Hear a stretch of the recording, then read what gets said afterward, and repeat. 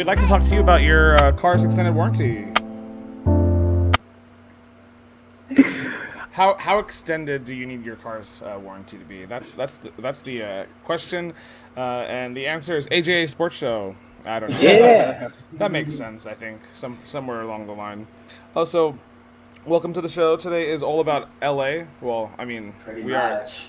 are clearly the center of the sports world, but this is the little duo show, little trade extravaganza galore that we want to cover and talk about. As I'm working yesterday, I'm getting texts and looking at tweets, and I'm like eyes popping out of my head, and so a lot to cover today, and it should be a pretty fun show, and there is going to be a couple takes, I'm sure, that we will just noddingly agree with, and then be like, Jay's always wrong. Oh wait, sorry, he's that way. That guy. Nah, I'm just kidding. But how's it going, guys? Not too bad, buddy. How you doing? Doing swell. Yeah, doing pretty good. Feeling better about the Westbrook trade. To be honest, doing? Yeah, let it marinate a little bit, right? Because we had some questions at first. So you're feeling like the Lakers did something uncalled for. What are you thinking there? So the Los Angeles Lakers traded Kyle Kuzma, Kentavious Caldwell-Pope, and Montrezl Harrell, and the 22nd pick in this year's draft for Russell Westbrook. That's his name, right? So yeah. Why are you unsure, Andrew? Let's get your take first. So one of the main concerns, I don't want to just poke at the obvious. Obviously he's not a good 3-point shooter. I don't care. The Lakers, doesn't even matter. You can bring in whoever you want. 3-point shooters come to LA to die. I've lived with that for the last 10 years. So be it. The one concern is he has a player option. His contract is pretty hefty, so it's going to bar the Lakers from getting premier free agents to come there. But again, you have a big three of Westbrook, James, and Anthony Davis. So you kind of just live with that there, and you kind of roll with the punches and get who you can. He had a $44 million salary this upcoming season, and then in 2022, 2023, he has a player option for $47 million. So a lot of money that could be going his way. Obviously, that last season of Russ's contract will also be LeBron's last season as a Laker. So that remains to be seen whether he'll extend or not. But I mean, I like it. I like it from the standpoint that from what I was hearing, I was listening to this Laker show on SBN or podcast or whatever, SB Nation. I'm sorry, and they were saying that there's people around the Lakers circles that said that Russell Westbrook and Anthony Davis, LeBron already all met prior to the trade being made and talked about LeBron and AD playing different positions. So LeBron will be going to the 4, AD will be playing the 5, and Russell will be playing the 1. So we just need those two spots in the middle there, that shooting guard and small forward position to be filled out. So I'm kind of looking okay. I'm okay with it. I'm living with it. Okay, Jay, do you have a difference of opinion here? I mean, no. There was some hesitancy at first when you first hear the name Russell Westbrook. It kind of scares the crap out of you. He's not very efficient. He shoots the ball quite a bit, and he doesn't make a lot of them all the time. If you want to look for some upside, because I'm always trying to look at the half-glass full type of thing, he shot 30% from 3 last year. That's the first time in the last 4 seasons he's done that. So, we're pointing in the right direction. LeBron shot 36.5% from the 3-point line last year. No big deal. No big deal. So, Lakers try to get shooters all the time. It is a make or miss league, but when you have the talent like LeBron James, Russell Westbrook, and Anthony Davis on the floor together, I mean, good luck. I mean, the only big three that remotely, competes with that is obviously the 3 out there in Brooklyn. I have the same worries that I think Andrew mentioned. Nothing really different. There's already talk about players like Carmelo Anthony wanting to come play for the Lakers. Rudy Gay is a name that's been thrown around there. Guys that are going to come and they know their role, right? They're coming here. They want to win championships, and this is what happens when you assemble great talent all together. You're going to get other talent that wants to come here, even if that means taking a discount or not making as much or not taking on as big a role as they're used to taking. I think Carmelo Anthony, I think that's a really solid look. I think that's something that if the Lakers can make happen would be huge. He's somebody who's already gotten used to taking a smaller role in Portland. So I think him coming and hanging out with LeBron and Obviously their relationship is really great. I think that's a really good look for the Lakers if they could try to make something like that happen. But I mean, we've seen it since Rob Pelinka got here in LA, right? He's making moves. He's always done it. He's not a guy who's afraid to take the big swing. I mean, he came in and right away he traded for Anthony Davis and now Russell Westbrook. He's only been here 3 years and we have a championship now. So, obviously, I personally think, and I think a lot of people think that if LeBron James and Anthony Davis were healthy this year, we're probably hanging up another one. So, really interesting, crazy turn of events. It seemed like we were on the verge of getting Buddy Hield to the Lakers until, this thing with Washington really kicked up dust. Shams versus Woj. Yeah, because Woj was the one who was like, hey, look, hold on. The Kings are still in play here to get Buddy Hield to the Lakers. Because the Kings really like Kyle Kuzma. Obviously, Luke Walton's there. He spent some time with Kyle Kuzma in L.A. But, yeah, really, I mean, I'm excited. I mean, anytime you get a talent like Russell Westbrook on the Lakers, I'm not going to complain about it. Obviously, L.A. guy as well, played at UCLA. So, just a trade that I think made a lot of sense. I think it made a lot of sense for the Wizards, too, to be honest with you. I think it was better to get Russell Westbrook out there. They got some solid players. I think Montrezl Harrell's going to play a lot of time over there. Kyle Kuzma is going to be a predominant player there. I mean, even if they're KCP, I think KCP is going to be a guy who gets a lot of run out there in Washington. It doesn't take a whole lot to make the playoffs in the Eastern Conference. So all of a sudden, Washington looks like they could be a factor in the Eastern Conference there too. Okay. There's Amanda. There's a couple of solid thoughts I think coming from your guys', and it makes sense. He's 33 years old. He shoots a lot. But if you look at his trajectory of his career, he's not scoring as much, and maybe that's because he's shooting horribly, or maybe that's just because he's playing with better players. Bradley Beal, Josh. I don't know. I mean, whatever. Well, I don't care about his teammates. He played with Harden. He played with Harden before that. Yeah, he played with Harden before that, and then he played with Paul George in Oklahoma City the last year he was there. Hi, Amanda. How was Disneyland? Tell us how it was yesterday. Heard you looked like you had a great time. Weather was a little hot, but weather was very hot. But this is what I think is gonna happen here, right? Okay. Much a la Jason Kidd, who late in his career won a title, and Chris Paul, who got close. I think this gets us really close, and he hasn't led the league in scoring since 7 years ago, Westbrook. But 3 of the last 4 years, he's led the league in assists. And what do we always talk about? Well, we need someone who's not LeBron, who can facilitate and who can get the ball to someone, an open shooter. Maybe not the fact that our shooters haven't been open, but maybe they're just taking shitty shots, right? So I like this too because Westbrook's going to open up more shots for the rest of the team, take a little bit off LeBron, and I think he will settle down and look at the leadership of LeBron and be like, yeah, let's win a chip. So I'm super excited. I don't see any negativity with getting him. We just have to manage the rest of the roster. But also, the league shot 37% from the 3 last year. We shot 35. So I mean, that's two missed extra shots a game. So it's okay. We suck a little bit sometimes. Where shooters go to die, Los Angeles Lakers. I'm telling you, Johnny said it. In comparison to Utah and the Suns and the Clippers, yeah, of course, we didn't look so hot, but I mean, who has a chance to win 2 and 3 years, huh? That's us. I'm about to say that banner looks real hot hanging in Staples. I don't really care about 3-point shooting like that much. I mean, the banner looks great. So when do the Lakers get a parade? By the way, when do the Lakers get to have their parade? That's true. That's true. LA's going down in the tubes, bro. We're going down the tubes in terms of Corona, so we'll see. They have to win it this year, or upcoming year, and then we'll get a double parade. We'll do back-to-back parades. Right. Just 2 days, just a parade weekend. We're just going to have a parade the entire weekend one weekend. Just get a whole weekend. We're just going to shut everything down, just go down to Staples Center and just party.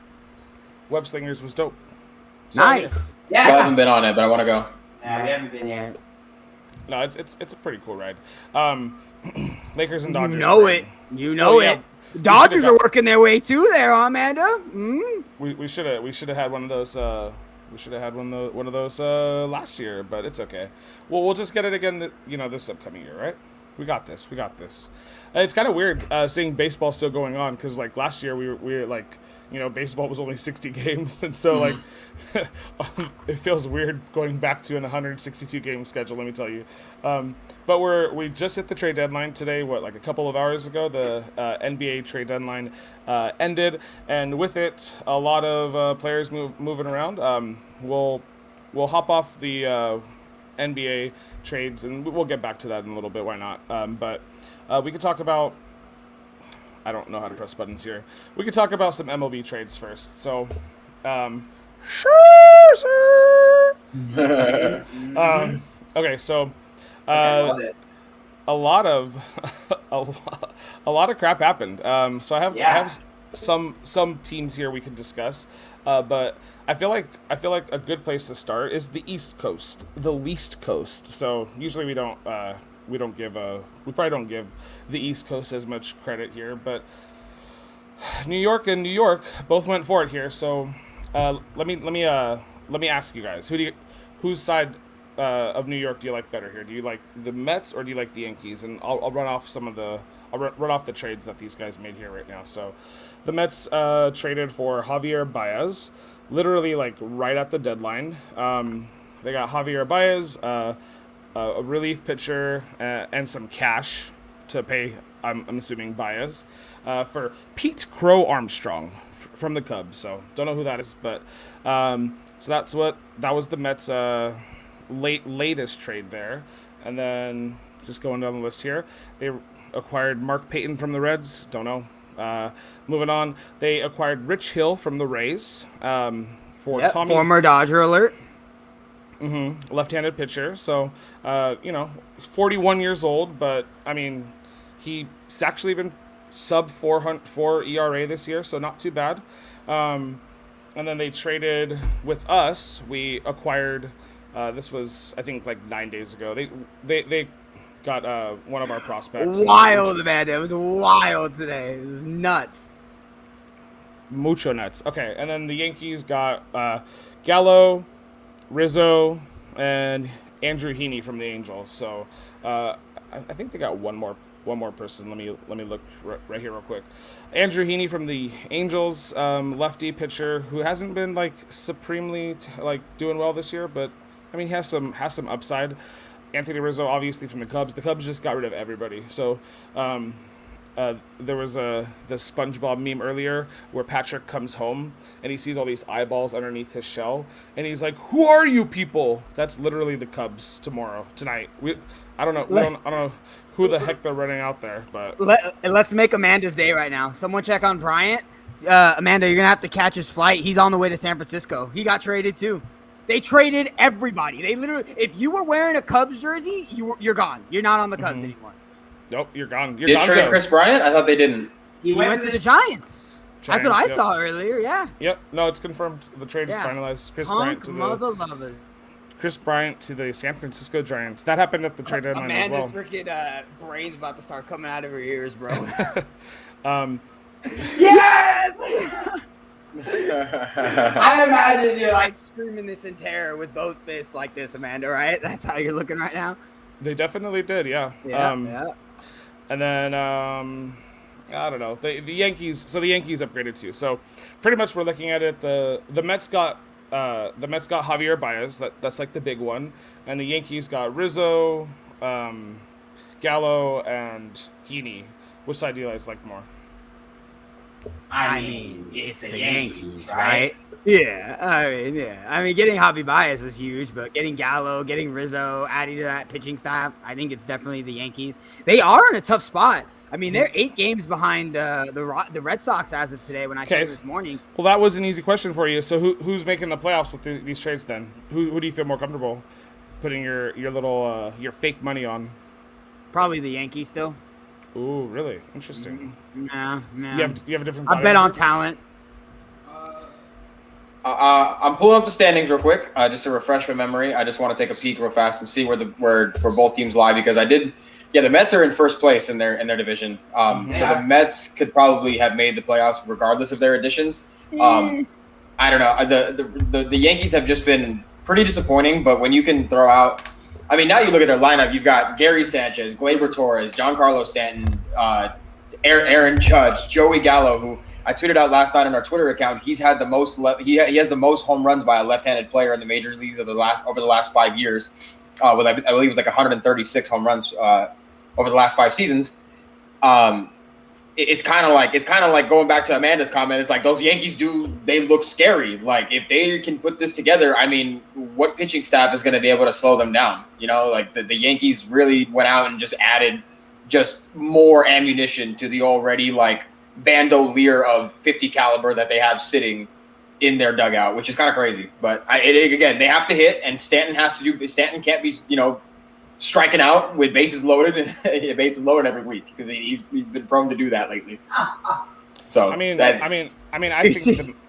the Mets have. I think the Mets are making the playoffs. We talked about the NL East. I think 3 or 4 weeks ago, right, guys? We said like who would we like most think would do it, and at the time I said DeGrom, and then DeGrom has been hurt the last couple of weeks, and he's still extended a little bit. They have a 3.5 game lead on the Phillies. The Phillies made some moves. They still have a few game lead on the Braves. The Braves made a lot of moves. The Braves they were like, we don't have any outfielders. Let's get 7. They got like 7 outfielders. I don't know, but I think the Yankees have been like subpar. I mean, I don't know if that's going to change. I think this obviously puts them in better range, so they just got to get hot. But DJ LeMahieu has been kind of crappy this year. Luke Voigt, who now doesn't have a place to play, so he's. I mean, obviously you're playing Rizzo right at first base, so he's kind of just extra person on the bench. They're good for homers, I would say this year. So I don't know if they're good for much else. But we'll see. They do have a stacked roster now, but I'm not necessarily like I don't know if I could see them still getting out of the East because like the Red Sox have been just really good all season, and their hitters have been more consistent. The Tampa Bay Rays have been surprisingly really good, and the Toronto Blue Jays just made some trades today too, and they're gunning for a spot there. They haven't even played at home all season, and they're just playing in Toronto now, so maybe some of their home record increases there. The Chicago White Sox got a Craig Kimbrell dude for their rotational depth in the I was hoping there's another Cub. Yeah. There's another Cub, Amanda. It's just again, it's crazy. Cub, you're gone. Yeah, you might as well not even. Well, at least the thing with Craig Kimbrell is he was a 1-year guy for the Cubs, or like 2-year guy, I think. Anthony Rizzo, Baez, and Bryant. I mean, really, all that's left with the Cubs now is just Wilson Contreras.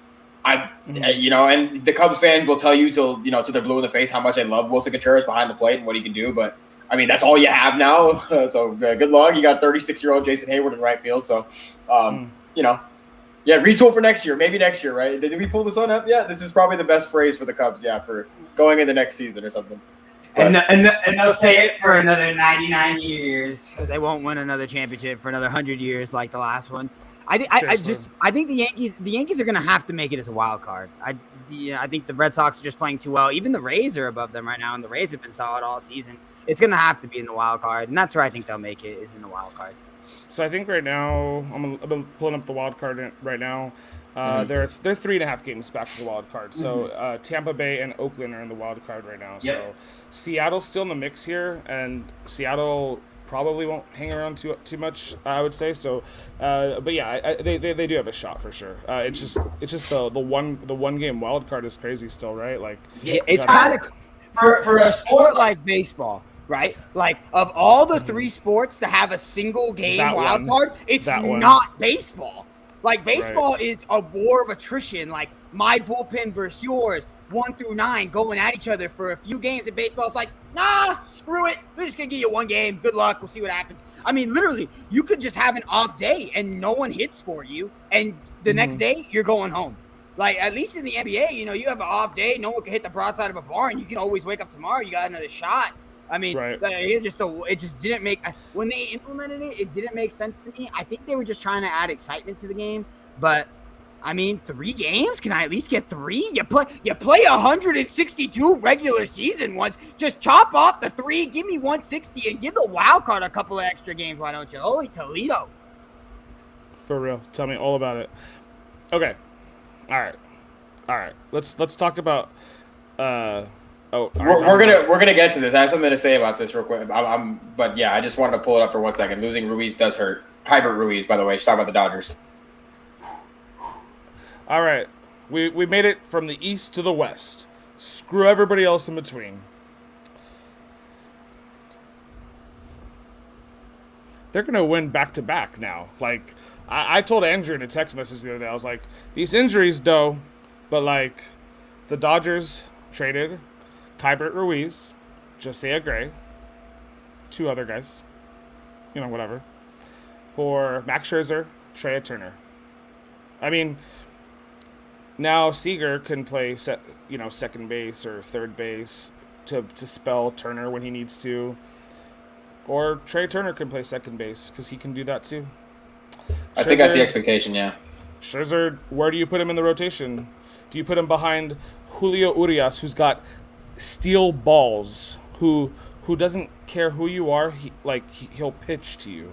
Do you put him behind Walker Buehler, who had like a streak of 27 starts where he didn't even lose a game, which spanned like a couple of seasons? Do you put him behind the greatest Dodger pitcher of all time, Clayton Kershaw? I mean, I don't know where you put him in this freaking rotation, but all I know is you put him before David Price and Tony Gonsolin, and I'm happy. We have 4 incredible studs now in this rotation, and that baffles me. And I don't know who's running up against us in the playoffs, but I got the champion, the World Series hat here, where it puts the logos of. It's a nice hat. Oh yeah, thank you. So I'm gonna have to like buy a patch or somewhere and put it somewhere on this hat. Because, because methinks the Dodgers win back to back, and I don't know if it's close at all. Let's and I'll let you guys talk too. But I'm sorry. Mm-hmm. Will Smith is our catcher, which he's great, right? Austin Barnes as our backup. I'm okay with Kybert Ruiz not being there, but we can talk about that in a sec. Max Muncy has been filthy this season. Mm-hmm. He's your first baseman. Trey Turner, let's just say he's second base, right? Chris Taylor has been probably our best hitter this year too. He plays second base, so I don't know where we're gonna put him. Okay, shortstop is Corey Seager. Could also be Chris Taylor. Third base is Justin Turner. Could also be Chris Taylor. Yeah. AJ Pollock has been really clutch in a lot of games. Like Pollock, I love as a bench bat as well. He's great in both, so I could see him kind of, having like a platoon with Chris Taylor. Cody Bellinger hasn't gotten hot yet, but former MVP, he has a chance to do that. Mookie Betts is incredible, and you got Albert Pujols to come off the bench now with like less stress on him. Like, this team is ridiculous. This doesn't include Gavin Lux, who's currently injured. Mookie's also currently injured, but. I mean, it's insane, and I am super thrilled. I don't care that our bullpen kind of sucks. We have 4 like elite pitchers that are going to give them a chance to like pick up steam as the season goes, and not have to pitch as many innings as Dave Roberts usually pitches the bullpen in the playoffs. Yeah, so we did add that it kind of got lost in the shuffle. I knew he asked me yesterday. I would have remembered his name. I'm gonna look it up again real fast right now. We added a lefty relief pitcher. I can't remember exactly his name again because it got lost in the shuffle. The one thing I was going to say though is that I mentioned it I put it in the chat because Amanda was talking about the bats needing to wake up. So yeah, Corey Seager was activated, so that's great news. Mookie Betts is going to be eligible to return by August 3rd, and then Cody Bellinger is eligible, I think, somewhere later in August. So and we're already at the tail end here. We're a day away from that. So we got about 4 days so Mookie gets activated. And then what I was going to say about losing Kybert Ruiz, while it does suck, I remember a while back, the Dodgers made a trade with the Reds. I believe it was back in 2017 or 2018. They traded away Matt Kemp, Yasiel Puig, Alex Wood, and Kyle Farmer to the Reds. The prospects they got in return were those guys, Kybert Ruiz and the other guys that you had mentioned. They were included in the trades to now get, like, if you were to stack it up, those prospects were now used to get Mookie Betts, Max Scherzer, and Trey Turner. So that was the ramifications of making that trade with the Reds back then. So it's kind of cool to see like the domino effect that it had into getting Max Scherzer and Trey Turner, and not to mention Mookie, who already was like showed his dominance as a leader on this team, winning a series. So I know you guys had mentioned about Kybert, and Amanda agrees too, but he hit a home run in his first official at bat this season, and you gotta love that. But we have Will Smith, who's like 26 years old, so Will Smith can play the next 7 to 8 years as a Dodger, and I'm okay with having a veteran catcher who wants to sign with a good team as our second guy. So Kybert doesn't have a spot with us. And if you look at our like top 25 prospects, there's like 2 catchers as well that kind of fall in that list, because catchers are super important. So I'm not worried about losing Kybert at all, actually. And even though like I thought he was going to be great, he's actually not even listed as our highest catcher in our farm system. And then Josiah Gray, I mean he's good. Don't get me wrong, but he's unproven. He pitched 1 game, 4 innings, 4 earned runs. Like, I mean, whatever. Like, I what you have tangibly in front of you is a World Series ring, and Josiah Gray is has what it looks like to be tangible one day. But so, where are you gonna put him in this lineup? I think you were talking about Danny Duffy, by the way. Anthony. Danny Duffy, from the Royals. Now that solid left-hander, Kansas City. Yeah, and he's probably like their second best like pitcher there, so he can come in now and not have any expectation. He could take up the 5th spot. Gonsolin could take up the 5th spot. David Price could take up the 5th spot, and there's a lot less pressure on the staff. If anything, David Price or Gonsolin have proven that they could pitch in relief, so they probably move to the bullpen, and Danny Duffy becomes our 5th guy. But there's a lot of implications there that you can play around with, and it's good news. So, you have any different thoughts about the Dodgers, Jay? So no, just 2 things I wanted to bring up. Number 1, Max Scherzer's the ace, right? I mean, come on, he's the ace. And then I'm curious to see what you guys think, because I assume, given Clayton's playoff performances, I'd rather have Max going out there first. Then I have Clayton. Then I'll have Buehler. Then we'll go on from there. But curious what you guys think. And I actually wanted to bring up Amanda's comment, because I think she's kind of right here. I mean, the Dodgers were kind of teetering there, and to be honest, I think on top of adding Pujols, Amanda, just to add on to that, I think Trevor Bauer leaving is big. Like, they came out with a report a few days after that no one on the Dodgers wanted him to come back. Like, in the clubhouse, it was like pretty set. Like, they didn't want him back under any circumstances. And I don't know about you guys, but in his press conferences, the way he was handling himself around the team and in the dugout during games, it just didn't look like he meshed with what we had going on, right? I just feel like he was a little more like, and you can be outspoken, by all means. Be outspoken and do your thing, but you just got here. Like, we just won the World Series. You didn't win the World Series. And he came in here, big dick schlanging, which by all means, fine. If that's your MO, go for it. Then you have all this crap happen to you. I just feel like along with, getting Pujols and starting to get the chemistry mesh together, obviously the injuries have been hitting us like the damn mosquitoes during the summertime. Like, we are screwed with the injuries right now. But I just think that also adding, Trevor Bauer not being here, you're seeing this Dodger team, kind of resemble more of the Dodger team that we're kind of used to seeing over the last 4 to 5 years. Yeah, no, you're completely right. I think the whole Trevor Bauer thing too is like, we might have even said, like, as Dodger fans, like, oh, Trevor Bauer, like, he's not on this roster and we're gonna lose because he's really good pitcher, right? But I mean, if you think about like the team dynamic, it doesn't matter if you have everybody on the team as elite. Like, if one person's is rotten, like it turns out Trevor Bauer is, then it is what it is, right? And the team can get rid of the bad juju and move on and hopefully be super successful in spite of whatever bad juju Trevor was trying to bring to the team. And I mean, it's just, again, did you guys not notice? I kind of noticed that. It seemed like it just didn't mesh, right? So right. And if he let's say he's cleared of everything, I don't think the Dodgers still bring him back. Like, I think that's weird to say. And maybe they just like bench his ass and put him in the minors, but you can only play like 20 games in the minors before you have to get promoted.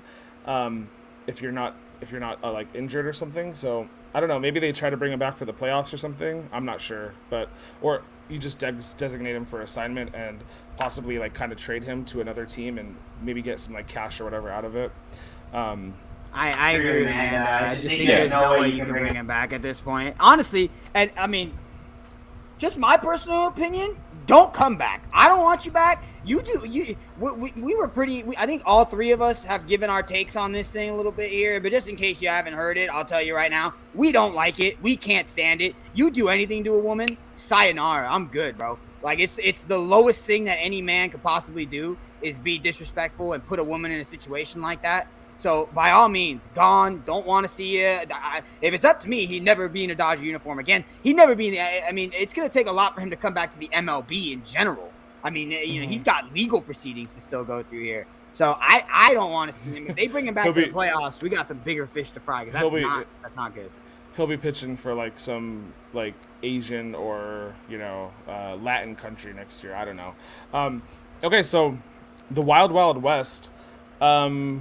The Giants got Chris Bryant. Okay. It's not bad. Not bad, San Francisco. They also got some dude for their bullpen. Forgot his name. Must not be important. The Padres. Guys, the Padres made some moves. They got Jake Marcinick from the Cubs. Whoa. Outfielder. Can you believe it, guys? Wow. And Daniel Hudson from the Nationals. So they kind of, like, I mean, Chris Bryant, right, is good, but the it kind of seems like the Dodgers are the ones that like came in, right?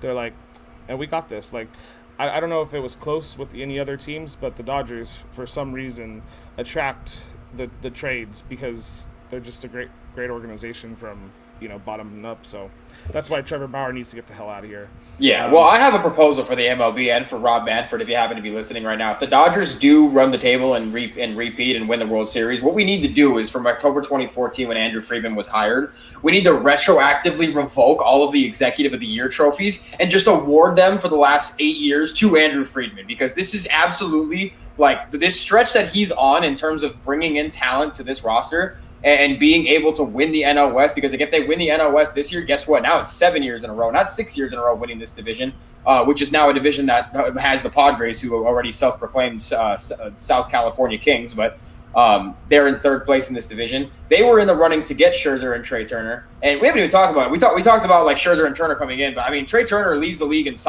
leads the major leagues in cycles since he came to the majors 6 years ago. He has 3 cycles, which doesn't sound like a lot, but the cycle, we all know how difficult that is to do. He won a World Series ring back in 2019 after knocking us out of the playoffs. So, and he steals bases. So you got guys who steal bases who are all five. There's just so many 5-tool guys that free. So again, Rob Manfred, if you are listening, you need to revoke, if the Dodgers win the World Series, you need to revoke all of those Executive of the Year trophies and retroactively award them to Andrew Friedman, because he deserves every single one of them. I just wanted to say that. That's it. Real quick. Padres, read it and weep, huh? Yeah, you were asking if anyone else was in on it, Ace. It was the Padres. If you would have asked yesterday, around noontime, they would have probably told you that Max Scherzer was going to the Padres. Read it and freaking weep, San Diego, huh? How's it look down there third, huh? You can't even get past the Giants, huh? You guys were all big and precocious, bragging. You guys got all these players, and look at you, huh? Looking up. And yeah, the Dodgers aren't in first place right now, but we'll check it back. We've only missed we probably missed a full season in terms of injuries from our players already, bro. Like, I mean, if you add up all the injuries and all the games that our players have missed, it's probably already a full season. It's ridiculous how much we did injury lately. Yeah, even Amanda's just out here slanging folks, dude. I love it. Let's go. Where's Ryan? Ryan, you gotta get in here, man. I know.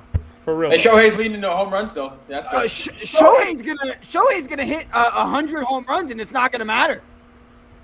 Oh man, it's not gonna matter for their wins-loss. It's not even gonna matter. Who had the over/under at 33 minutes before we said Shohei? I mean, we should have said his name sooner. I'm just gonna start saying his name like right when we start. So, David Price, funny enough, also told Andrew Friedman, because before a game, or they were just chatting, and then David Price after a press conference was talking, and he's like, yeah, I gave him some suggestions. I told him, like, go get someone. We need someone, and he just kind of like, he told him we need some bullpen help, or we need a rotation, a rotational guy, and he delivered. So. Yeah, well, the way you've been pitching, David, we need all the help we can get. You freaking bum, huh? You're not a bum. You're not a bum. Just pick it up a little bit, okay? This is what we're gonna do. Instead of mad Johnny, we're gonna be nice Johnny to David Price, okay? David, look, we love you. We appreciate you. You know what I'm saying? You did great in Boston. We want you to bring that over here, okay, baby boy? What do we need to do? We need to get you some home cooking or something? Have you not heard of the good restaurants? Huh? We'll get you down to Carrillo's, get you some Mexican food or something, get you real nice and LA'd up, okay? Pick it up, okay? Yeah. We're not going to call you a bum. You're not a bum. We just need you to pick it up a little bit. Instead of giving tips on who we should go get, maybe you should get some tips from your pitching coach and figure out what's going on. Huh, David? Let's figure it out. Nice Johnny lasted for about 43 seconds there, ladies and gentlemen. Just letting you know, until he insulted his pitching coach. But that's good. I like that. Nice change of pace. Let's try and keep it up a little longer for you now next time. Not bad. David, We're gonna try. So, just to give some like perspective here too, right? The Giants are first place in the West, right? They're also they also have the best record in the league. So, they're who everybody's chasing. They acquired a great talented player. However, the Dodgers are the fourth best record in all of the league. It's only 3 games back. The Dodgers and the Tampa Bay Rays, who have the 5th or 6th best record in the league, they literally these two teams are plus 60 wins in the wild card spot, and the Giants just have a couple more wins than them. So I think the second part of the season, because it's not the second half, it's about 60 games, right? We have about a little less than 60 games to go. Dodgers won it all in 60 games, man. They took care of the season they needed to take care of, and the team kind of feels a lot different now. So I think the odds should completely go in the favor of the Dodgers to win back-to-back. Houston, I would love to see Houston. They're first in the East AL conference right now. I hope Houston makes it to the playoffs. Do you know how much psychological terror and PTSD that they're gonna get after coming to LA to hear us fans? Oh man, it's gonna be a parade. You're talking about parades, guys. We're gonna have parades in the parking lots around the whole city welcoming these douchebags in. So it's gonna be fun. I hope they make it too. Let's see. Can What I put a feather, Ace? Can I put a feather in your robot umpire hat here? Because the Dodgers should really only be down 2 damn games. The Dodgers should only be down 2 damn games. We got this awful umpire down here. It's called a third strike. Are you kidding me? Huh? I know everyone knows exactly what I'm talking about. It's ridiculous. It should only be 2 games back. But for your robot umpire thing, because that was ridiculous. That was broke his wrists. Was 3/4 down. Not so nice, Johnny. Not so nice. I'm not so nice right now. Yeah, no, a complete BS for sure. Okay, so some other like MLB trades, and I'll just quickly talk about some of the rest here, and we can move on. The Cubs unloaded everybody, right? So they got rid of Craig Kimbrell. He's going to the other side of town to play for the White Sox.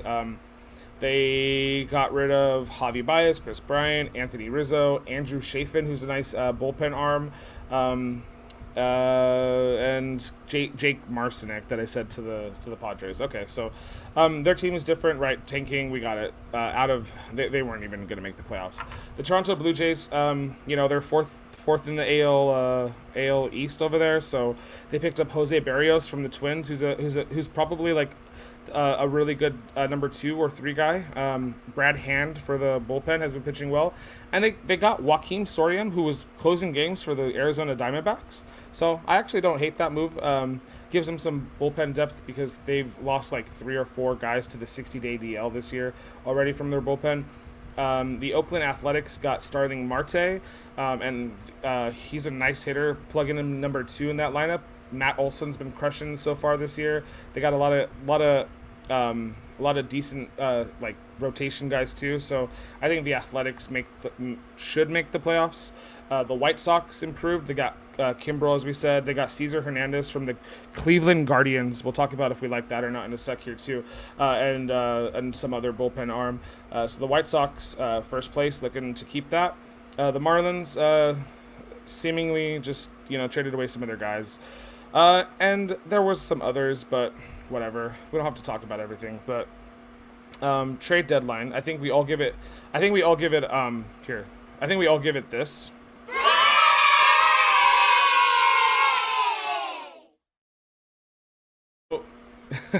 So, what do you give the acquisition of the Russell Westbrook trade?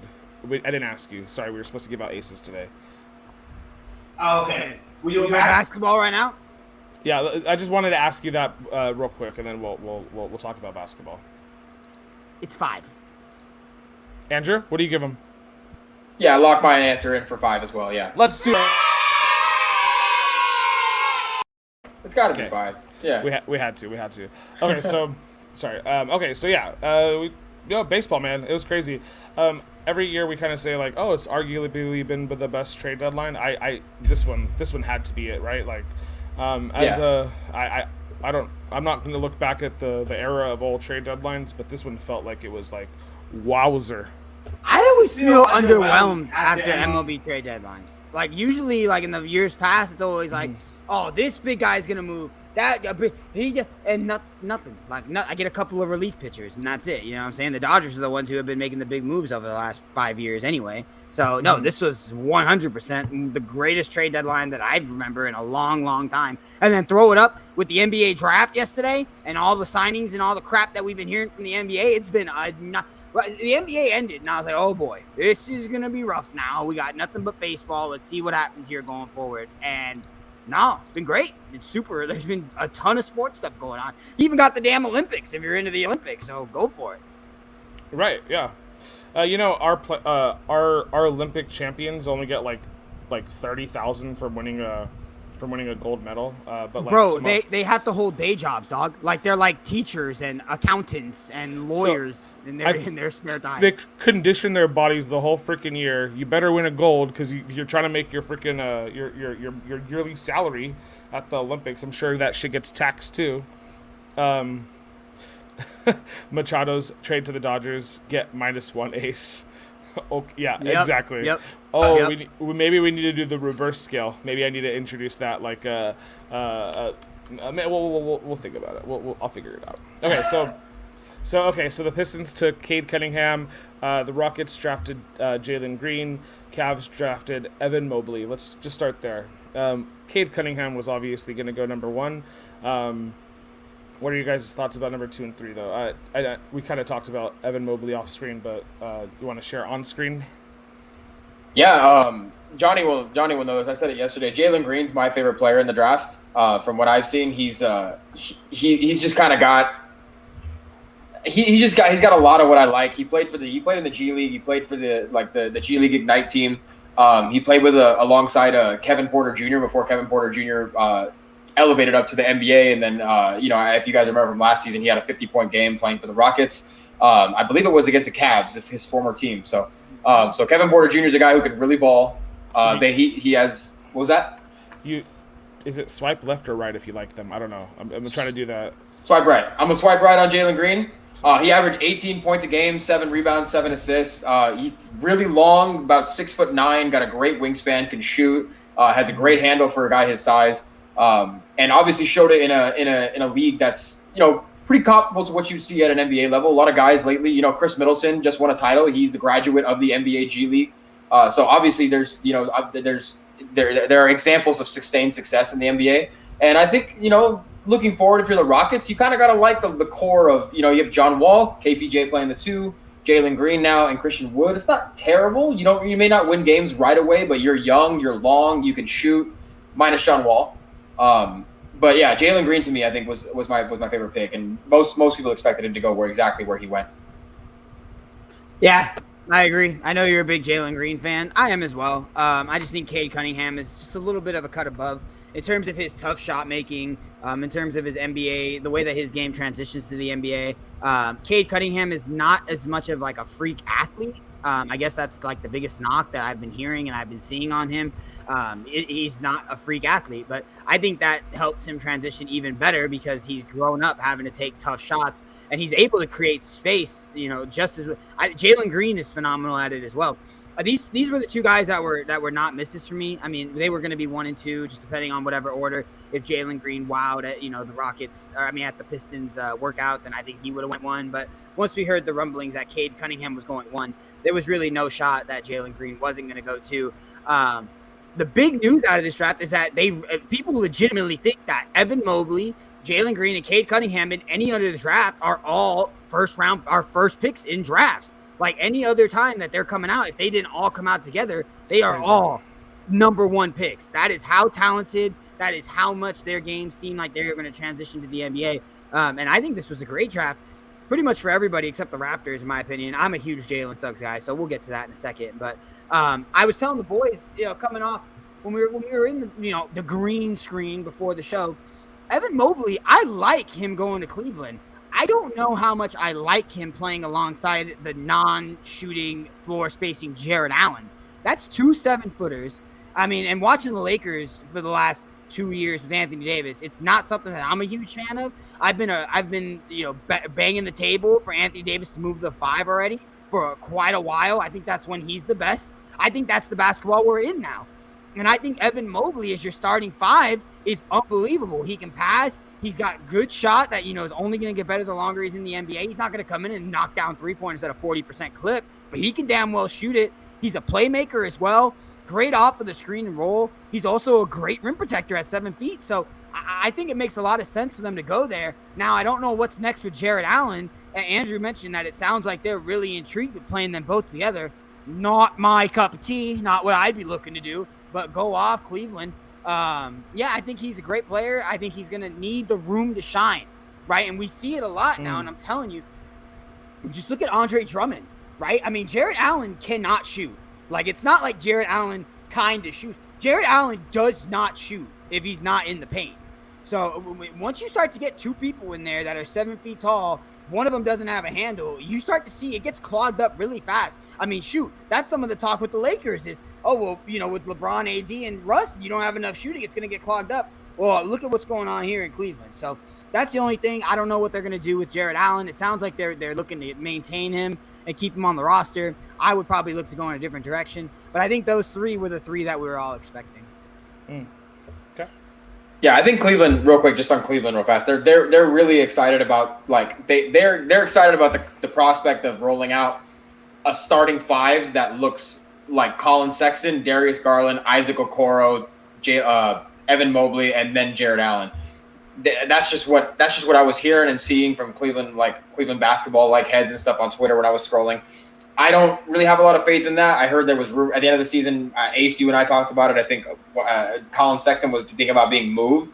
So I'm not sure how that's going to go. We talked about it the other day actually because Colin Sexton was a part of my my 5-man 82-0 team that had when we were making that TikTok the other day. Oh, he was rumored to go to the Lakers. He was rumored to go to the Lakers. So it'll be interesting to see. It'll be interesting. A lot of good names, though. Davion Mitchell is going to be a really interesting player, in my opinion. I think he's going to be a really good player. Well, here's the thing. Cleveland will be in the lottery next year, more than likely. So keep up with these decisions. You'll keep drafting in the lottery. Cleveland has been a flaming ball of garbage whenever LeBron's not there. It's unbelievable. It's absolutely. You want to know Cleveland Cavs history? LeBron? No LeBron. You're garbage without him, and then with them, you're amazing. It's crazy how that works, isn't it? Wow. Unbelievable. I was going to say, would you rather be a bad player on a good team or a great player on a bad team? And so far, I mean, our top 3 guys are probably going to be great players on bad teams. I don't know what happened. I don't know what turns their franchises around. But I like Cade Cunningham, bro, but Detroit, I mean, they got no idea what they're doing over there. They got no clue what's going on up there. They just traded Mason Plumlee, and they made salary cap room for nobody because no one's going to Detroit. It's great. It's smart tactics. You better go sign someone on a 1-year deal for a draft pick or something, Detroit. Yeah. Oh my God, Adam Silver is pretty tall, but he looks a little weird when he's contrasted against. What did you? Let's talk about the outfits for a second, okay? Because I think my boy Jalen Suggs looks the best up there. But Davion Mitchell, fresh with the burgundy and the tan pants. Jalen Green, I mean, he really went for it there with the studded suit. Nice bracelet. Fan of that. Just trying to see who else I picked. Boy in the orange. Oh boy, creamsicle. We don't need none of that. I get that out of here. Homie, I mean, it looks like it looks like a correctional outfit. Like I don't know what. I mean I didn't see the full suit, but it's orange, pretty orange. Yeah. Jalen Suggs. Yeah, dude. Shout out Josh Giddey, the Aussie with the bow tie. With the bow. Looks good. Looks good. Who's the guy in the green back there? Forest Green. I forgot his name. He's Do you know what's crazy? The one right next to Adam Silver, right on the left. Yeah. What's his name? It's not for. Is that Franz Wagner? Yeah. No, I think that's Franz. Yeah, I think it's the other guy. I think it's the other guy, not Franz Wagner. It's the I can't remember his name. I can't pronounce it. It's hard to pronounce. Keep going. The surprise was Joshua Primo at number 12. That was a big surprise. The Alperen Sengun. That's who it was. That's who it was. Alperen Sengun. People have likened his game to Nikola Jokic a little bit. Looks like he could be like a soccer player too. Yeah. Do you know who the real winner was? The real winner was Corey Kispert. That dude's girlfriend? Holy Toledo. Good job, Corey. I mean, just doing it on and off the court. That a boy, Corey. Hashtag Dylan Brooks light is what he's going to be. Ace, do you have the list still? Because, I mean, Toronto needs to be ripped. I can't let this happen. I can't let this go. Yeah, this is ridiculous, okay? Jalen Suggs, I don't care. A lot of people want to say he's overrated. Go ahead and say he's overrated, all right? All he did was do everything that's ever been asked of him, literally the entire time. Mr. Football, Mr. Basketball, All-American in both sports. No, I'm not going to calm down. I'm very high on Jalen Suggs. The Raptors, I mean, what are we doing? Scotty Barnes, he wasn't going to go till like 7th or 8th. I mean, what are we doing? Jalen Suggs is sitting there. I mean, the Magic have 9 guards. They have 9 guards. And Jalen Suggs is so good that they were like, screw it. We'll figure out what we're going to do with them. There's no reason why he should be there. There's no reason. No reason. I'm sorry. Ridiculous. Sorry for your loss.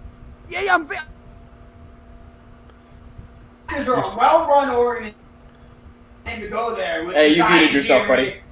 I'm not upset right now for my boy Jalen Suggs. I wanted him to go to a good franchise with some good front office, a good ownership group, a reasonable coach, and now he's going to the Magic, where everyone goes to die.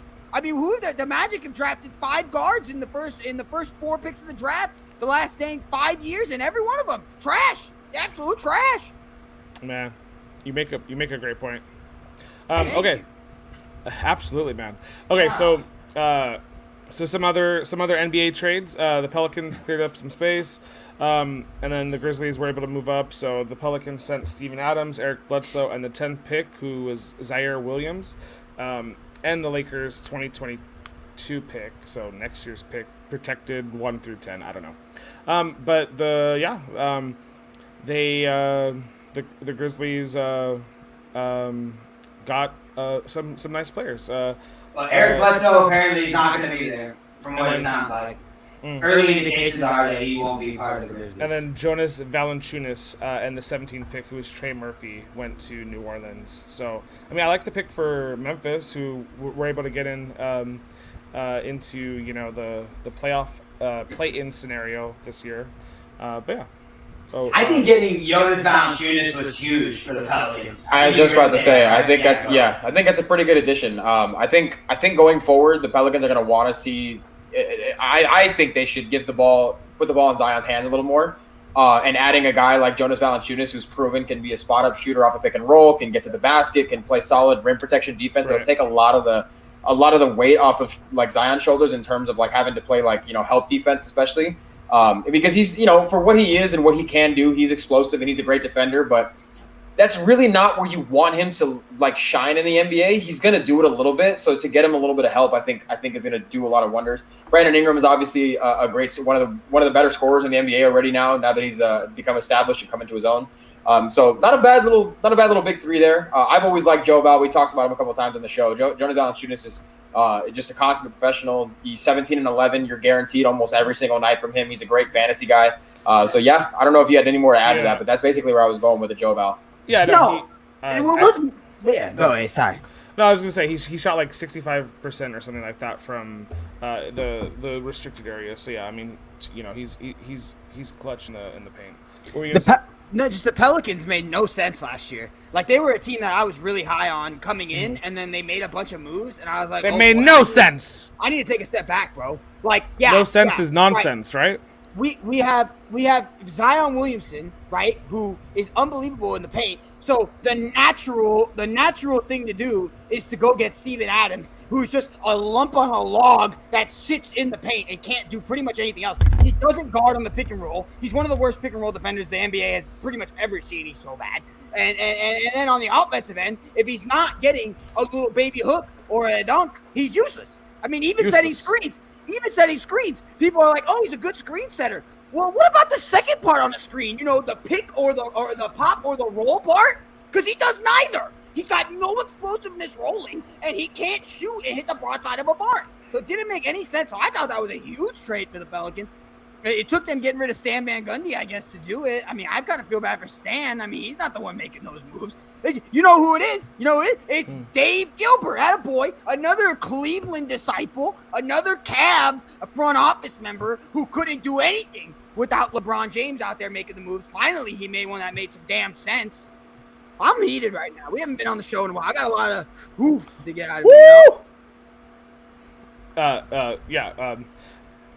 Oftentimes we tell him to calm down, but I think this is just your place to, like, relax and debrief. So you do you, Jay. I got you, bro. Thank you, boys. Okay, so Brooklyn and Phoenix made a trade. So Javon Carter's going to Brooklyn. Who was a decent fill-in for Chris Paul when he missed like the 2 games or something like that this year, but didn't get much run in the playoffs because they had just had a ton of role players, and they gave up, and then Brooklyn got the 29th or 30th pick or something like that from the Nets, and then the Nets gave away Landry Shamet, so Landry's going to Phoenix, and Shamet's pretty good, right? I mean, so wait, they traded Landry Shamet and a first round pick. Wow. For Javon Carter. Wow. Yeah. So Landry on one side, Javon Carter and Day'Ron Sharp was the pick. No, the Nets got the 30th, Andrew. I know what you're saying. Because it would have been a little ridiculous to trade Landry Shamet. Yeah, I was like, what? Yeah, the Suns gave up Carter and the 30. I don't know how it could have been any more clear Gotcha. with what I said. I for some reason I translated it differently in my mind, and I thought that Brooklyn gave up Landry Shamet and the 30th pick, and I'm like, what are they doing of it? It makes sense now. Okay, we're okay. I'm sorry. But Landry Shamet, though, is a good 3-point shooter. Just adds to that barrage of 3-point shooters they have in Phoenix now, so don't expect that to end anytime soon. Right. Cameron Payne will probably kick some tire fires out of there now. Mm-hmm. Right. Oh, I got a breaking. What do you call Shams alerts? Because he's got Woj. A Sham Bam. Sham Bam. God dang it, Andrew. That is a phenomenal. Holy Toledo. Trademark it now before he takes it. Hold on. Yeah. Let's get it up. Let's get the graphic up. Here we go. We got a Sham Bam. Sham Bam. Oh my god. All right, Sham Bam, let's go. All you. The Dallas Mavericks are finalizing a trade for Josh Richardson to the Boston Celtics. Richardson is exercising his $11.6 million player option for the deal to be completed. That is per Shams Charania from The Athletic. No word on who they're getting in return yet?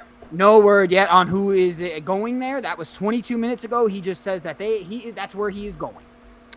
It must be nice for your name to be Sham, and for people not to make fun of like your name being a sham, and then to also just be an NBA insider. So I mean, a good job, man. I'm really proud of you, Sham. Sham the man.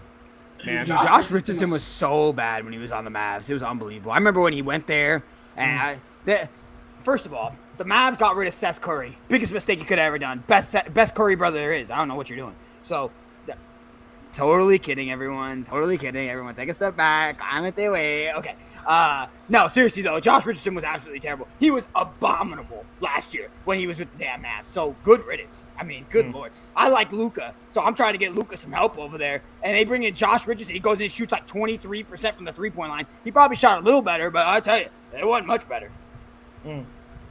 Okay, so a couple more trades here to just briefly go over. The Jazz traded Derek Favors to the Thunder. for I think future first round draft pick or something like that. So hold on. The Jazz traded Favors and a future draft pick to OKC.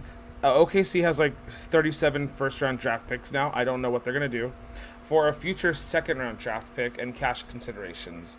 So, yeah, I mean, OKC keeps getting more draft picks, and the Jazz were able to get rid of Derek Favors. I don't know. I don't really have an opinion on this one, but do you guys? Yeah. I have a cheat. Honestly, The Jazz are one of those teams that they do not like to play in luxury tax. Okay, so we went over this the other day with Andrew. Me and Andrew did, but for anyone who doesn't know, the salary cap breakdown of the NBA is they have a salary cap level, but then once you're allowed to pass it by a certain amount, you just get taxed into the luxury tax. So trading Derek Favors cleared $13 million for them. So that'll allow them to a better opportunity to re-sign Mike Conley, because Mike Conley's a free agent, and it'll keep them out not as much in the luxury tax as they would have been by getting rid of that $13 million from Derek Favors. So that's pretty much what it did for the Jazz side of things. Now, a rumor, and it was more than a rumor because Brian Windhorst confirmed this on his Hoops podcast with Zach Lowe. He talked about the Thunder. They offered their 6th pick in the draft and Shai Gilgeous-Alexander for the number 1 to Detroit. So I'm just going to ask you guys real quick. Shai Gilgeous in the number 1 for Cade Cunningham. Shai Gilgeous in the 6th for Cade Cunningham. Asa, are you saying no as the Detroit Pistons? And they would have gone. Potentially could have gotten. You get Shai in the 6th, and the 6th this year was. I mean, who was it? They could have. Josh Giddey. He's good. Which was almost Jalen Suggs. Or you could have got Davion Mitchell. You pick your poison, pick whatever you want. But just curious. I think maybe one more asset, maybe like one more future draft pick, and I would do that. Right. I don't know what Detroit's got to lose. I mean, Cade Hunt. It's like Zion playing with the Pelicans. Like, he's great. He'll be good. Cade will be good, but it doesn't matter what you do this year with him. It matters what you do over the next few years, because you're starting. You have to start somewhere, and eventually you have to take one step to take another. And if you're kind of stuck in la la land here, I mean, might as well. And Shai's nice. Yeah, I would have. I don't know. I think I probably would have declined it if I was Detroit too. Detroit's got a lot of guards. They have Sadiq Bey. They just drafted last year. They have another point guard. I'm blanking on his name right now. That Killian Hayes. They drafted him last year too. So they have a decent amount of guards. I probably would have said no to. I'm more surprised the Thunder offered it, because in 38 games last year, Shai Gilgeous-Alexander averaged 24 points, 6 rebounds and 8 assists. So he was 24, 8, and 6 last year in 38 games. The Thunder could have offered 7 draft picks. They have so many. Maybe they should have done that instead of offering Shai. I don't know. I think Shai's really good, and I think he's only getting better. He's a guy who can create his own shot, gets to the rim. He's a 3-level scorer. He's not the greatest person defensively, but we're seeing in the NBA, heck, you can get around from that.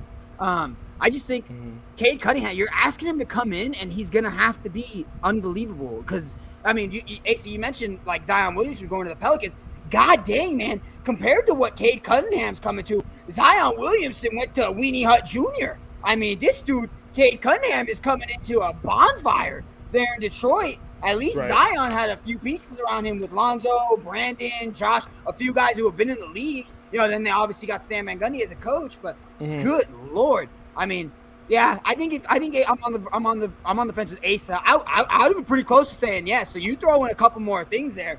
I mean, I'm on board. So I like the start of that. I think it would have needed to add more stuff, but I saw that as a rumor from Brian Windhorst. I was like, I got to bring that up because that was really interesting. And I personally, I'm a big fan of Shai Gilgeous. So. Yeah, no, I mean, I think they could have got it done. I don't know why they didn't try to give up some of their draft capital that they have, but I mean, it is what it is. Interesting little note. I don't know if you guys saw, Bryn Forbes opted out of his contract for next season. So he won a title. He's going to be I don't know what kind of money he's going to be expecting because he didn't get a lot of playing time in the Eastern Conference Finals and in the NBA Finals.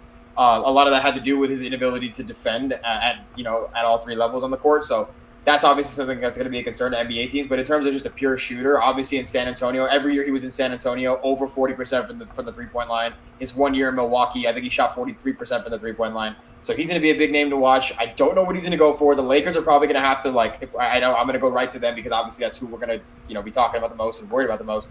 The Lakers are going to have to make do with a lot of mid-level exceptions. With I don't know exactly how many you get. I think you get 1 or 2.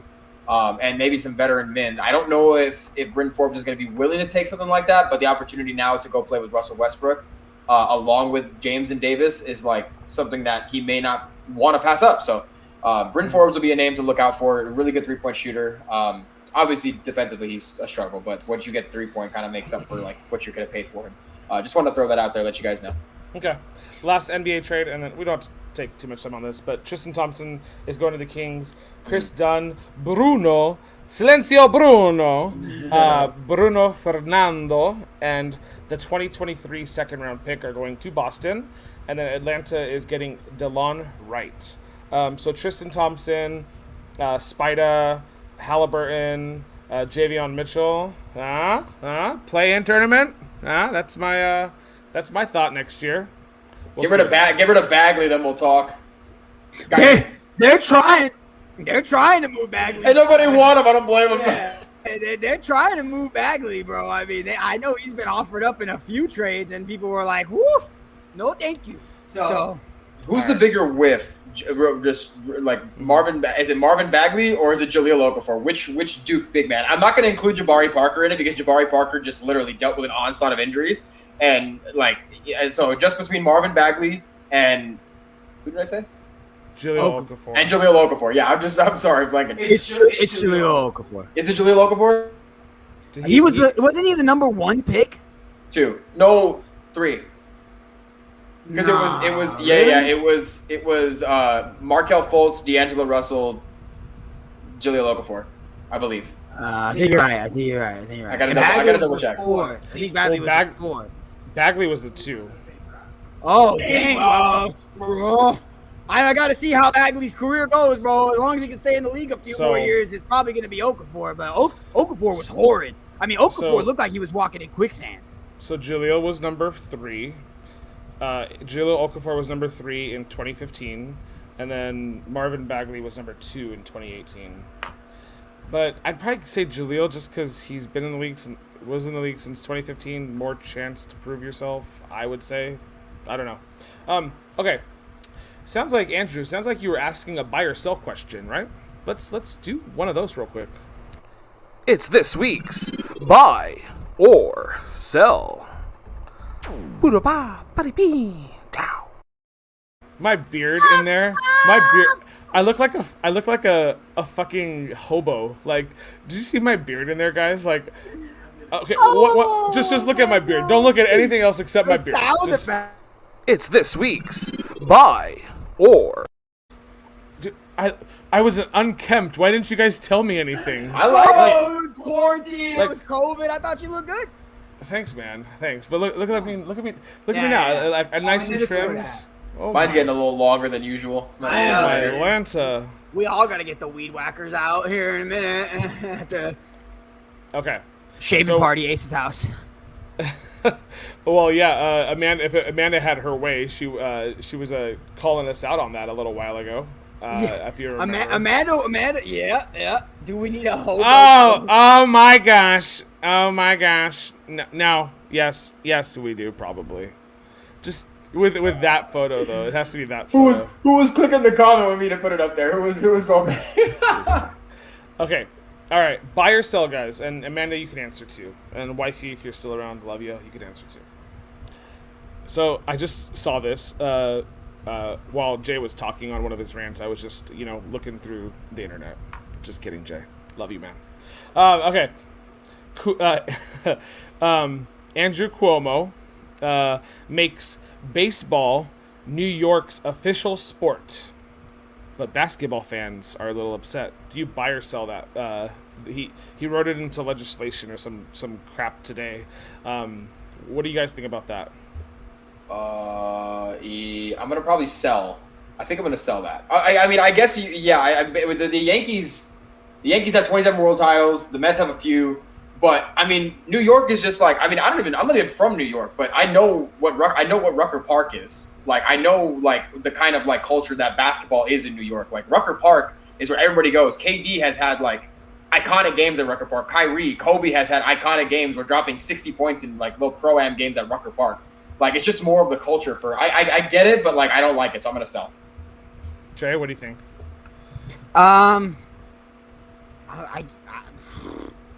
I'll buy. I mean, yeah, the Yankees have won like a ridiculous amount of World Series, so I that only makes sense. And it seems like New York's more about that like old school type of lifestyle. They kind of like that stuff. So, but I definitely agree with Andrew because when you say New York, you know, they call it the Mecca of basketball, even though we haven't seen a championship there in like 30 years. We need to stop calling it the Mecca of basketball, by the way. The Mecca of basketball is in Los Angeles at the gosh darn Staples Center. That's where it's the Mecca of basketball. Okay, that's where the banners get hung. And Boston, you can take your crummy bunch of ones before the merger when we had 8 teams in the damn league, and you could shove them up your hiney. Okay? I got some rock vibes from you right now. Are you buying or selling that, Ace? What do you think? Yeah, no, I'll sell it too. I don't care that the New York Yankees had Babe Ruth, and I really don't care if Andrew Cuomo had some relationship to baseball as he was growing up. That's good, man. Like, I'm happy for you. The Basketball Hall of Fame is in New York. I don't know. I mean, there's so much insane, like cool, like wholesome things that have come out of New York that deal with basketball and basketball culture that I think baseball doesn't really have. Thank you, man. And yeah, I mean, baseball is different in that I think you can grow up playing baseball and that's, you know, you can have like a real good connection to it, but there's a difference playing basketball with your neighbors and your best friends and your family and your cousins or whoever. Like baseball growing up, and especially in New York, feels I don't know, it feels like different. It's not to me. It was a better sport to play as a kid with you guys, right? Like, who the fuck can have 22 people playing baseball game, right? You know, you play a couple 2-on-2s or whatever, and you have a good time.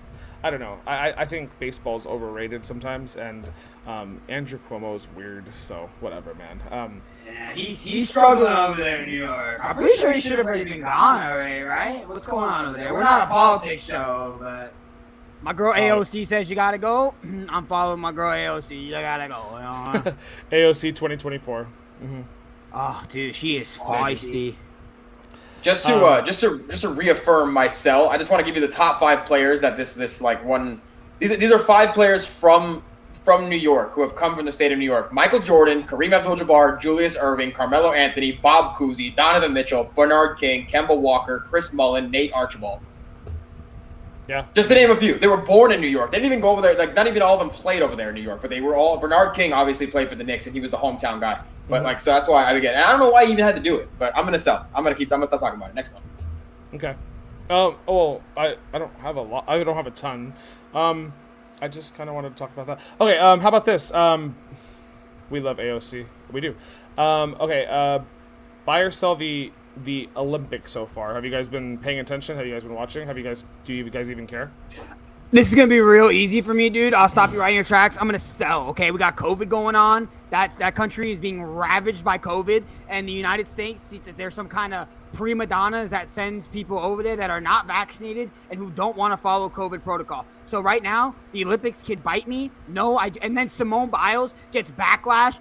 The USA basketball team starts losing in exhibition games. No, the whole Olympics can bite me. I haven't watched any of the Olympics except for that one dude, Cadell, who went ahead and broke the record for the fastest 100-meter freestyle. And the only reason I watched that is because Andrew showed it to me. So, no.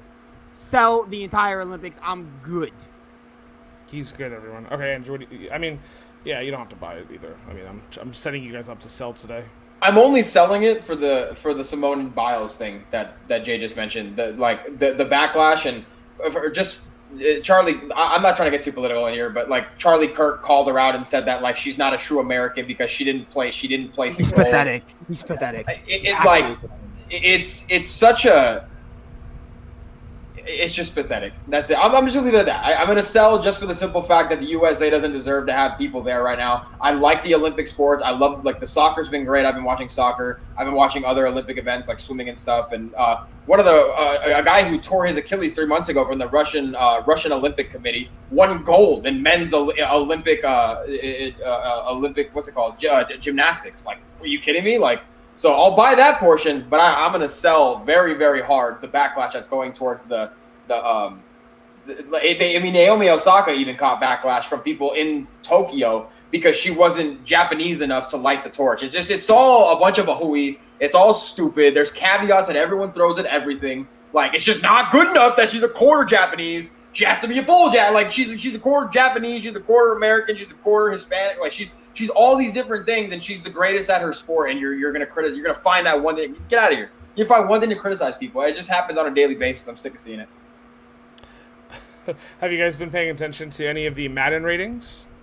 I have, yeah. Yeah, a little bit too much, honestly. But yeah, I have. Your boy Josh Allen got absolutely fleeced. You guys need to have a conversation with Madden. That is ridiculous. He should be the second best quarterback in Madden, not even close. He was 88 overall last year, too, and he's 88 overall again this year. How? How is that even possible? You know what, Madden? I'll be your ratings adjuster, okay? I'll do it. I'll take the burden. I'll go ahead. I'll carry the torch. Because that's ridiculous, bro. It's ridiculous. His rating didn't go up at all? It didn't go up a point, Andrew. Same. Look, and look at who he's behind. Do you have the list, Ace, of quarterbacks that he's behind? I do. Yeah. Give it to me. So Ryan Tannehill is 1% of less than him. Ryan Tannehill is 87, and Josh Allen is 80-8. Dak Prescott and Ryan Tannehill are 87. Matt Ryan's at 85. And Carson Wentz and Drew Brees were in the top 10 last year and have plummeted because one's retired and one sucks. Well, Carson Wentz had to be helped off with the medical staff today with a foot injury. So he's out indefinitely. So I don't know what that's going to be. But anyway. Above Josh is the creepy Deshaun Watson, 90 overall. Lamar Jackson, 94. Russell Wilson, 94. Aaron Rodgers, 96. Tom Brady, overrated, 97. And if Lamar Jackson's 94, I don't have a problem with him being 94. I have a problem, but if Lamar Jackson's going to be 94, Allen needs to be 95 or higher. If that's the precedent you're going to set, because Lamar Jackson, I don't have a problem with him being 94.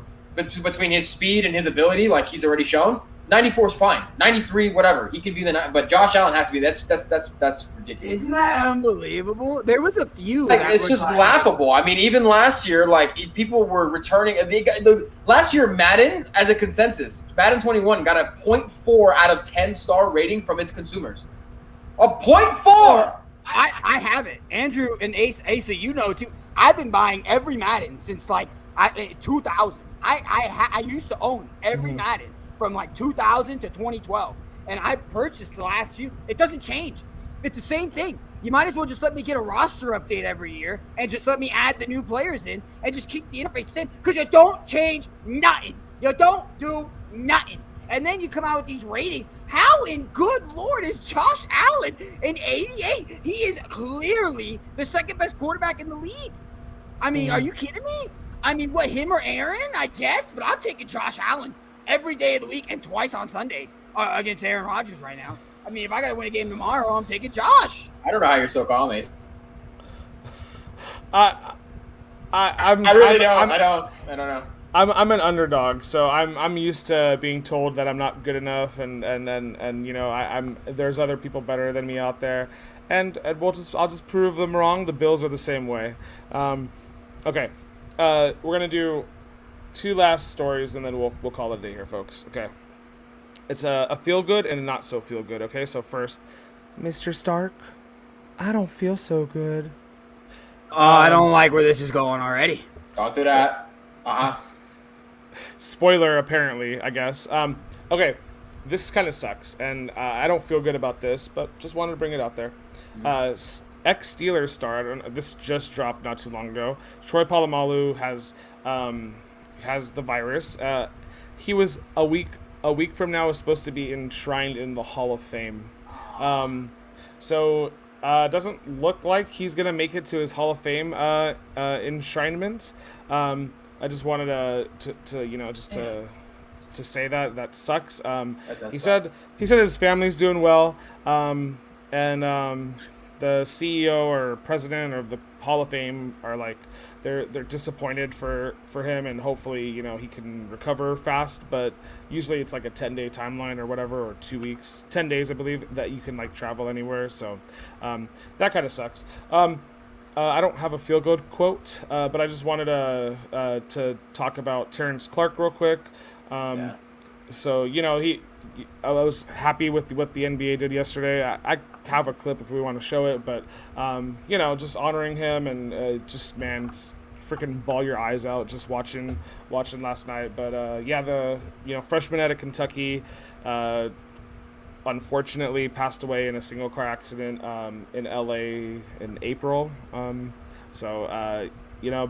he lived on in that moment, and just another one of those like unfortunate stories that you unfortunately have to hear about young stars, and their meteors rock into the skies, and crazy stuff happens all the time. So stay safe, folks. I didn't want to leave this on a sad note, but I just wanted to make sure we talked about Terrence real quick, because we talked about how terrible the Cavs and Pistons are at drafting. So prayers to their family, man. That's John Calipari mentioned it yesterday. I mean, he was going to be a first round pick. I mean, he was super talented.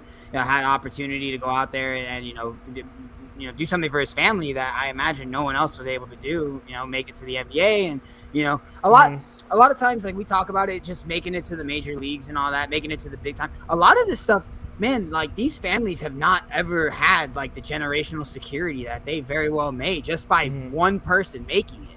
So it's a tough situation to see, man. Prayers to his family and anyone who knew him, or any Kentucky affiliate that is going through that and having to deal with that situation.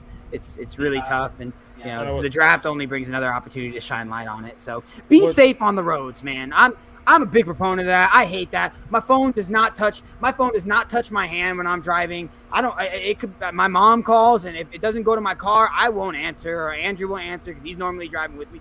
When you're driving, drive, okay? It's very important to just make sure you get to where you're going safely, and not even just so that way you do, but that way the other people on the road get where they need to go safely as well, okay? Just everyone be careful out there. It's a tough world out there. The last thing we need is for just trying to get somewhere to become a problem, which it already is. Yeah, it's also crazy too, because he crashed in San Fernando Valley, which is where you guys grew up, and was rushed to the Northridge Hospital. So it's crazy. I mean, I know you guys obviously weren't closer to Northridge, but still, like, he was in your neck of the woods. So it's crazy, but hope and pray for his family to have some healing after last night, because I think they will. I think they obviously you're never gonna get over it, but I think they'll look back at that moment and they'll be like, they'll be super blessed to have been surrounded and been in that moment. So it's one of those things where, like, you can't replace what happened, but you can give this family as much love and support as possible. And I'm sure Calipari and company is doing that too. So, but yeah. And another good note that came out of that too is, thankfully, his best friend Brandon Boston Jr., it looked like he wasn't going to be drafted. He was his running mate over at Kentucky. They both played really well, and they were training in LA. That's why they were there. He got drafted 51 overall to the Memphis Grizzlies. So as Johnny was talking about, like, the financial security, Brandon Boston will get that. They're lifelong friends, so that may have some sort of trickle-down effect, or at least offer a little bit of, like, solace as much as it possibly can. Nothing, like you said, like, it's pretty irreplaceable kind of the situation. But I do want to give, like, a minor shout out to the NBA. Like, Adam Silver has shown a history of doing this with players who have been very promising and leading up to drafts, who have been and it's a very infrequent situation. It happened with Isaiah Austin. We mentioned it we talked about it the other day when you were over. Isaiah Austin got he is still living and he's playing in the Big Three league now. So thankfully he was able to overcome Marfan syndrome as much as he is. But it's just kind of I like the move by the NBA to shed just constantly shedding light on like college athletes and showing the importance of it. And it's just an unfortunate situation, but thankfully his buddy Brandon Boston was able to get into the NBA as well. I just wanted to. Yeah. Maybe he'll try to cop his number in Memphis or something. I don't know. Yeah, that'd be cool. Yeah. Well, no pressure, but that would be cool. I'll buy that jersey. I'll buy that jersey, and I 100% will if he gets his number. I got you. Yeah. I'll put in. I'll I like that idea. Yeah. Let's do that. Let's start just living our lives, with complete abandon for what's to come tomorrow, and live safely and happily for today. And there you go. With that, let's leave it on a good note. Thank you guys for sharing. Thank you guys for tuning in. We had a blast. We'll probably see you in a few days here. Talk some spicy Shohei. Some Angels still tanking, but glorious Shohei probably will be at 45 home runs at that point. But until then, guys, because we had to throw Shohei's name in a couple more times. Until then. Have a great night and stay safe. Bye, Amanda. Because we usually don't cut you off before we leave, so bye.